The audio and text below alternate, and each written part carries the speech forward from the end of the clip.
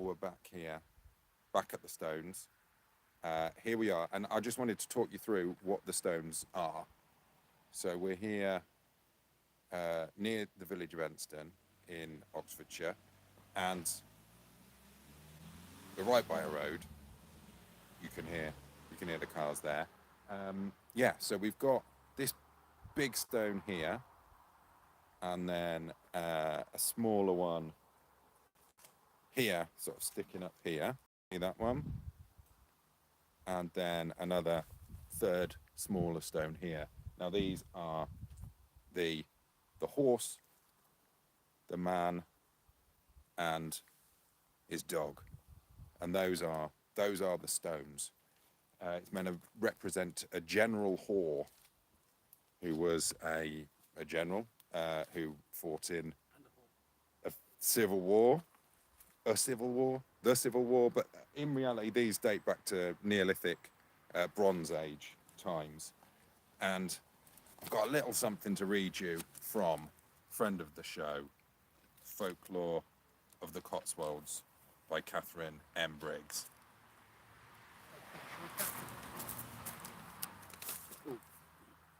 Now I'm here with Pete and Ben from the Quantum Mechanics. And, well, let me tell you a little bit about the stones.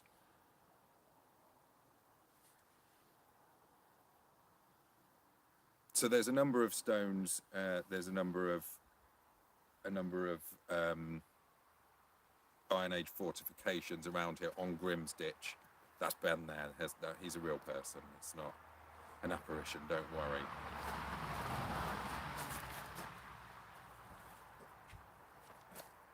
There's Nanto's Tump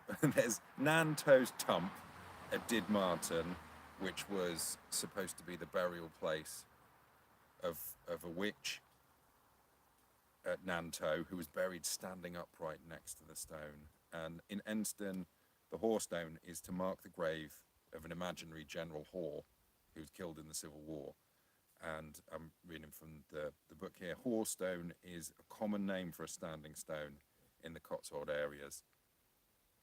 Some archaeologists suppose the word to be war stone, and the initial W and the initial and the initial H are both omitted in the Cotswold dialect. It is spoken of as an ore stone.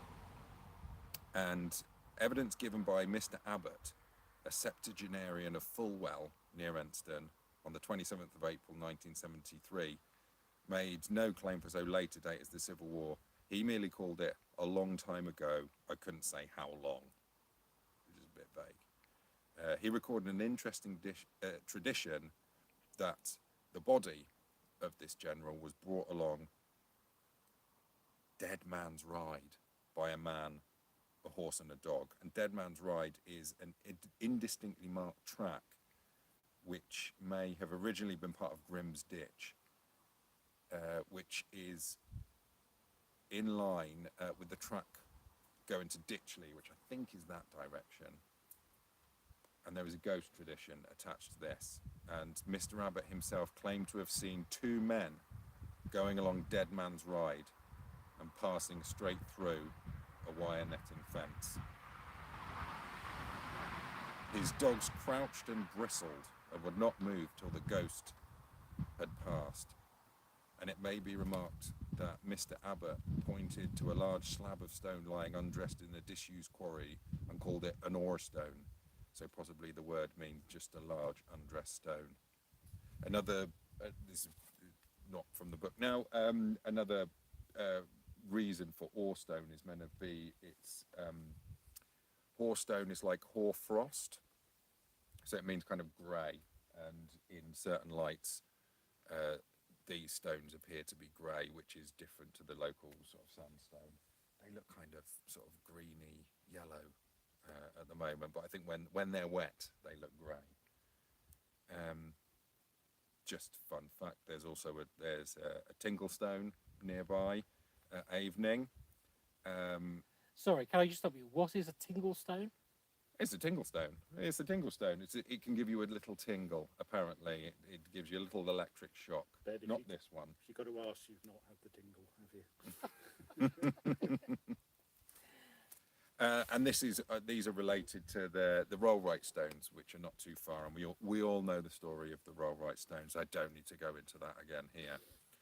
But welcome back, everybody. We're here again at the at the Hoar Stone in Enston. It is Stonewatch 2023, and we're hoping for something maybe a little bit different this time. But we've also been doing a little bit of remote viewing while we've been here, which is it has its origins in the Cold War, I believe. If you have a look at part one, there's a slightly more in-depth sort of description of what it is. But broadly, the idea is that someone sets a target, and then the viewers or the hopeful psychics kind of they clear their minds, they fix on a number. I believe there's a number sort of given to sort of mark out this target, and you just sort of draw it and see what you draw. And that's right. And sorry, I know got Ben here. Sorry, you can't see me. I'm coming in from the side. I mean, this is a very awkward position, but the reason that it's a number is because the CIA were trying to mechanize it. So although it feels like a psychic ability, the CIA were trying to make it something that you could train and learn, rather than sort of just be like a mystic meg. It was something that you could reproduce. Well, they produced a manual, which we read, which is and you can still get it on their website. Yeah, it's a training manual that allows you to do it. But they took it seriously. I think it ran for over 10, 15 years, and they spent something like $20 million on the project. And identified a number of targets and were spying in Russia from the US, just setting a target and go and explore this place. Oof. So yes, we've all done one, and it's a weird kind of feeling, isn't it? Because we've all had little looks at some of the stuff that we've done, and everybody knows whether they work or not, but we haven't revealed to each other whether we've got close or not. So it's a weird feeling. It's a weird feeling. So there were 3 targets set. Each one of us, Tim has done all of them but didn't set one. We all set one, but none of us know what the targets were. And I have seen some of the drawings. In fact, we've all seen a little bit of the drawings, but you have to trust us. We haven't given anything away, and none of us have any idea who has set what.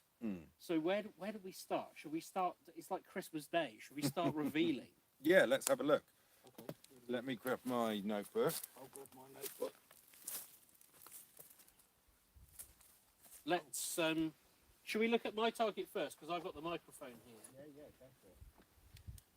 I've got the target on my phone, so we can prove that none of this is made up. There we go. You've got it in your back pocket. Back pocket, yeah. I've got mine in a Lawman branded envelope. Company man through and through. You get those if you're a Patreon member, yes? Oh yeah, big time. Okay. Okay, let's go anti-clockwise. So, Tim, if you want to... So this is my target. Remind me, what is my... Is it 82315 is my target? Yes.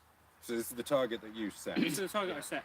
So I gave it the code 82315. And just so everyone's clear, that's all us 3 knew, that number, nothing else about it. That's what we...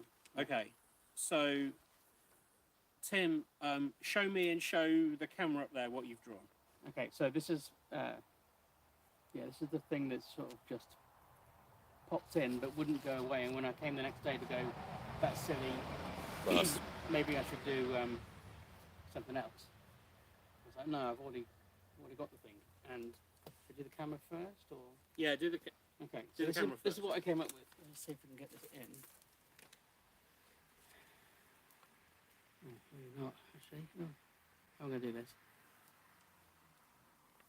It's going to be hard to Should have drawn in thicker felt pens. Thicker felt pen. Yeah. Focus. So, Oh, right, okay. Can you see that all right? Think of a way of getting that. so do you want to describe what it is? Yeah, you draw? so basically it's probably an easy thing to describe, which is basically it's It's basically looks like a white piece of paper as far as I can Yeah. tell, but can you see? it's It looks like a... if you can imagine like an old school 3-drawer metal cabinet. Drawer cabinet. Hmm. That's what just came in. Yeah. Okay. Yeah, I can see that. That looks like that looks like a classic filing cabinet Yeah, to me. so like the classic metal, old school, 60s, 70s sort of metal cabinet. And it was weird at the time because I thought, well, that's just silly. And there was sort of noise around, but it was enough to make me think, to stand out to make me think, well, maybe that's just the thing, and you meant to go with your gut. And, So, yeah. But then at the time, I just thought, well, that's just silly because that's classic CIA, stories of people viewing into metal cabinets, for documents and stuff, which is just the stories of those. But yeah, that was. But it wouldn't go away. So it's weird. Yeah. Okay. So, That's very James? interesting. Okay, my drawing is. Can you see that particularly well? It's the first thing that sort of popped into my head was a little sort of like a Heart monitor. like a heart monitor type thing, or Machine. Yeah. maybe it's because I was thinking about podcasts. It looks like a little sound wave file, and I could sort of picture a little box. It was on a little table in a sort of hospital vibe, and there was you could see the feet of someone in a bed, on a hospital bed, and there's a window in the background. Interesting. So there's a table, and that's a bit like a filing cabinet, but Yeah. very unwell filed. Okay, well, I did my, to be honest, I was a bit lazy. I did my drawing in between us last going on air on YouTube. I started off, well, I don't know if you can see this, I've done 2 pages. I don't know if you can see Yeah. that.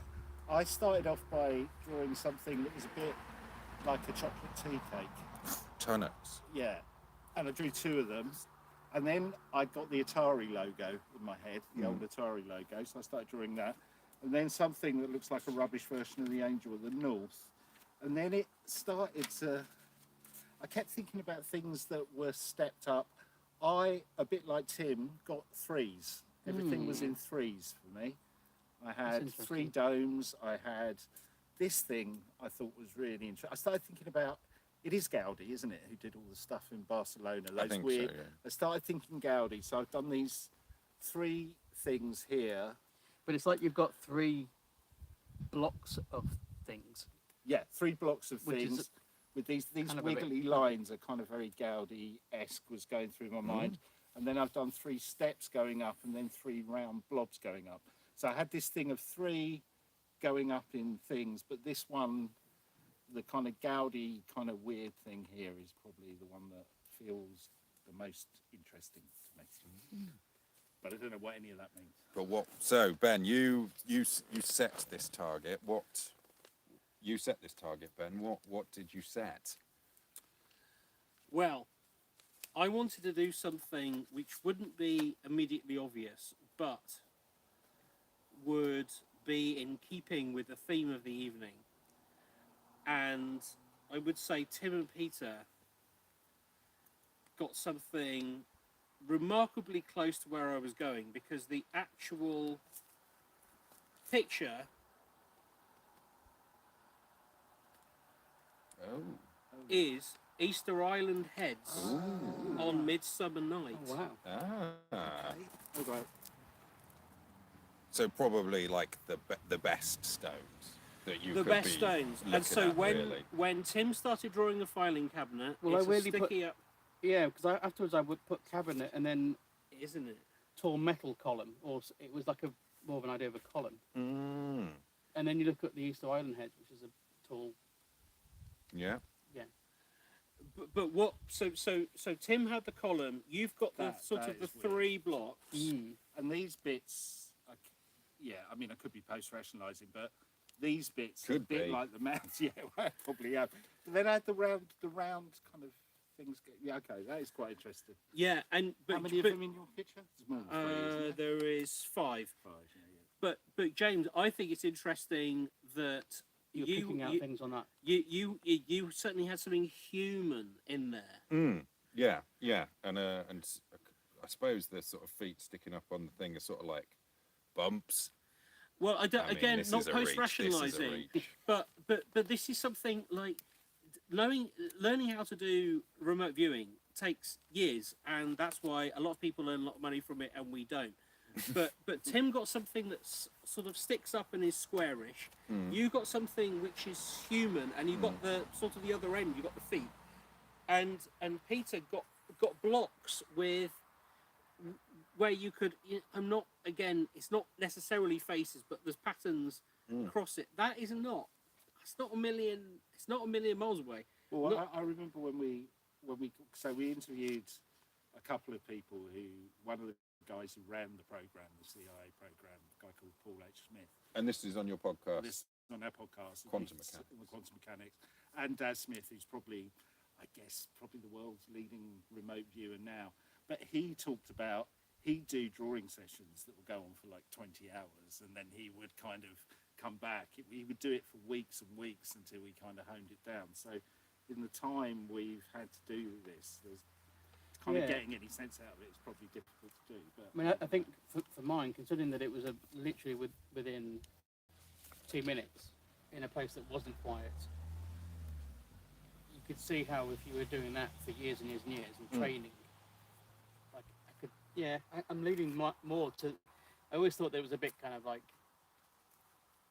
one of those silly stories, but I don't know. Now I sort of think with training, you can see how people could be picking out really specific things. Yeah, yeah. can we do another target then? Who Let's do we another Oh, one. yeah. Let's try another one. Who should we do? Should we do my one or should we do your one, Pete? I don't mind. Should we? Let's do yours Okay. and then do James, because I did have less time to do James's, but let's do yours. Yeah. Okay. So James, would you mind holding the mic while I get my? Yeah, sure. So my target number was 97203. If I can read my own handwriting. But so the number is that's just I just picked random. some random Yeah, numbers. it's Yeah. random. Okay. Yeah, there's And no- that's just to give you something to focus on yeah. that isn't in any way Yeah, related it's to not the like thing. coordinates or anything like that. Yeah. Or your PIN code. Not your PIN code. We didn't use it. I definitely didn't use my PIN code. All right. Right. Okay. I used my grandmother's telephone number. So this is the target that I set for the guys. Okay. So Ben, you're gonna reveal first. You've got multiple pages. I only did one page. I feel like I he's been really. He's been quite busy on this one. James only did half a page on yours, so don't worry. That's good. Oh. That's good. I did 3 pages on everyone. Oh, Oh dear. right then. What have we So, got? the first thing I started off with was I felt like it was some kind of structure with something looking up, almost like the apex of a house, looking with a satellite dish on. Oh yeah. And I even said that there's like a moon up there. It felt like there was something observing the sky. Then I gave it a break, and the second thing I felt was there was much more of a structure, and there was something even more definitely looking at the sky, and I kind of lost the satellite dish idea and almost drew a telescope. There was something pointing up, something observing. And then the third thing that I drew, again after a break from it, was it felt like it was something, again, I kept getting this idea of pointing up, and I began to assimilate the idea of looking up at the moon, and maybe it was the moon, a crater on the moon, or a volcano pointing out. It felt like perhaps more of an Earth structure and less technology. And if I hold it up again, to me, I'd say that looks like a big Rolo. It was my last Rolo, James. Oh, so it's Why? something special. We've got a Yeah. chocolate theme going on. haven't we? We've had the But- tea cakes, we've but- had the Rolos. But the theme is structure and Pointing up. pointing up. Yes. Okay. Interesting. Tim, what have you got? I think mine's not as exciting as that. And it just pops Not into my head. chocolate based. It's not chocolate based. It's water based. It was a weird view of a kind of a swimming pool, indoor swimming pool. So there is a very basic kind of structure. That really wasn't. I knew it was indoors, but like a weird sort of as if you're looking along at the side of the swimming pool, an indoor one. Oh, I right, don't know why that okay. popped in the old head. Uh, Yeah, Could also be a big slab of chocolate. could also be a Big slab of chocolate. indoors chocolate. Yeah. Now, my one was... Hold on. Mine was a kind of a very crudely drawn beach scene. So there was over here was like sort of green covered hills kind of going down to the coastline. This is the sea here, and now I've tried to sort of capture a sandy or pebbly shingle beach with some waves coming in and going out again. And, Can I see? yeah. It's not a personal question. Can I have a look at your shingles? Oh, interesting. Okay. Well, that isn't too dissimilar to what Tim drew. Yeah, an expanse It's of water. water. It's water based. It is water based. Water based. I have the envelope. Oh, here we have got the Oh my special God. envelope. This is Well, like it's the it's like Oscars. the Oscars Yeah. It for It really is. stone nerds. Oh my God! It's the Atonium. The what? Ah, We're in Belgium. Oh, I've been in that. what Oh, yeah. is it? What is it? I mean, Tim, James. No, not really. There's nothing No. there for you, is there? there's no water in that No, one. No. there's nothing. Ben is, you had the cratery, the round thing looking up at the sky, the I perspective. had the satellite dish. I Yeah. had the technology thing, but then I ruined it. There were bits. Well, it's almost like a satellite, which you got into on the second picture, but then went away from it. Yeah, The I moon did draw a craters, satellite. that's Yeah. quite meany. Yeah, yeah. I think if there were prizes given out, I think Ben was the I think closest. Ben's the closest, Damn, yeah. I've Yeah. struck out. It's again. not. If I was working for the CIA, I think we'd have lost the Cold War. Yeah. But Yeah. oh, but I did write something going up metal and glass. I did write Yeah, that. you got, Yeah. you got the structuring bit right. I think there was something there for you. Yeah. Not Oh, bad. we need not more Daz bad. time. Right. So, James. James, Yes. your target. Okay, yeah. So my target for completest, the number was 17462. Scribble down your drawings now. Well, shall we have a look? Who would like to reveal? Can I go first because I Yeah. haven't got much? Yeah, sure, sure. So I did this when we first arrived at the Stones. While we were just getting set up. I got really obsessed with straight lines. Everything was really jagged and straight, and I started drawing this. I don't know if you can see this here. I started thinking of the bullet train. So I started drawing the bullet train, or Concorde was going through my mind, and then I got into train tracks. Then I got into this weird square kind of patterny thing and patterns. So straight patterns was kind of what was coming to me. Nothing round or circular. If I was gonna go for an object, I'd go for a bullet train or Concorde, but I think the patterns might be more on the straight lines. That's where I got Interesting. to. Interesting. Okay. Okay. If you wouldn't mind holding the mic for a sec. So, I also got the lines thing. I was obsessed with lines, and the very first thing I drew were parallel lines. Like the Great Blondie album. Yeah, it's very difficult to see, but I drew parallel lines with kind of like a house at the top. Oh yeah. So it's like a farm building. Yeah.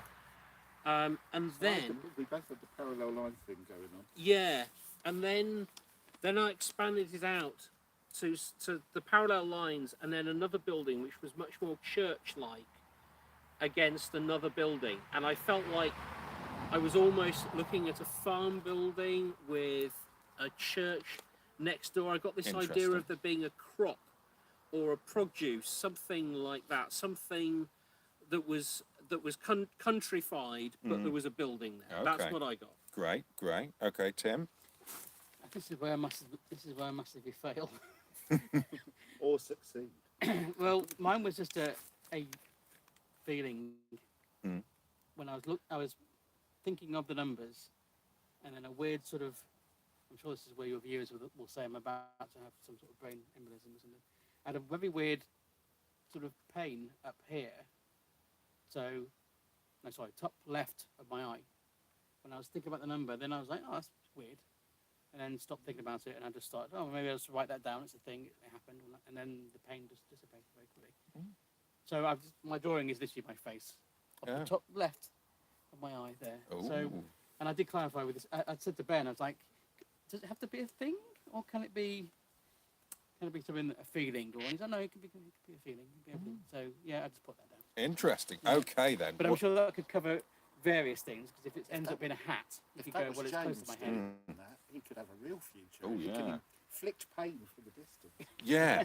Well, okay. So I'm going to open the envelope. Drum roll. I am less au fait with this than anyone else, and I just wrote something down. I didn't realise Yeah. that it was kind of supposed to be an image. That I wrote something down that would conjure up an image, and what I wrote down was, can you read that there? Probably not, because it's a very thin pen, but it's a French wedding. Oh, A French wedding. Specifically French Right. wedding, French. which, I mean, Oh, wow. Concord, is that not? It's part It was a French. That is- co-production that is- between the British and the French. And Concord means to join together. French And, like and- a train. I it's drew French. a rural scene with a church. Yes. Oh, that's Oh. good. Classic yes. French wedding would happen Yeah. on a farm. And when Tim- you get and Tim married, was you in- get a pain just behind your eye. You can you? do that. yeah. Is not a traditional part of the wedding ceremony. But yeah, Okay. know. I'm So actually Ben fascinated is- by Ben's, that. Ben's winning here, isn't he? I think you're Concord. I think Really? that's pretty strong. And maybe But a the church, squares. I drew three churches. That's yeah. that's a travelling wedding.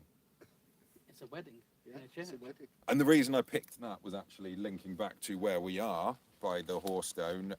One of the stories about the Hoarstone is that it was built to commemorate a French wedding. There was a Oh, French really? wedding here. And I don't know, this might have been some sort of Neolithic gazebo. Was there a Neolithic Concord? I don't know. Maybe this was the Neolithic Concord, the joining together Yeah. of some French people Yeah, and that's some good. English people. That's interesting. Well, so you drew something literal. Concord was a wedding between the Yeah. French and the British, Yeah.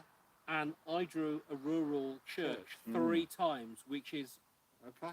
How very it's French. it's a wedding in France. Yeah. Yes. A tricolor of churches. Don't say trickle. That reminds me of my French lessons at school. I hated that book. Jean-Michel Jadot, La Discothèque. Ah, voilà, la discothèque. Ah, c'est bon. So then, well, I think. Really curious to know what people are thinking in the chat. Have we had any chat in there? Oh yeah, a little bit of chat. I don't know. What do you think? Is that proof? Well, Final are proof? Are we just like talking ourselves into something here, or I mean, yes, definitely. I'd say we're definitely we're finding links. But I think, yeah, I mean, proof that psychic powers totally exist there. I think we're gonna have another little break. It's coming up for 11:30, so the old stones should hopefully be limbering up. the next time we come back, they should be moving? Yeah, I think. Oh, We'll count down to moving. We should check the. If you shine the light on it, the EMF meter. No, it's still on 0. All okay. zeros all the way. Yeah. Okay. Is that good or bad? It depends, Depends on your point of depends view. on your point of view. Okay, cool. So yeah, let's. Any pertinent questions that we can answer? No.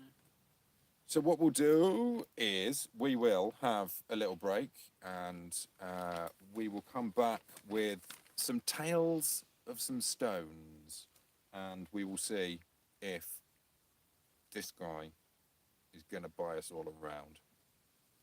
See you in a little bit. Social club shut.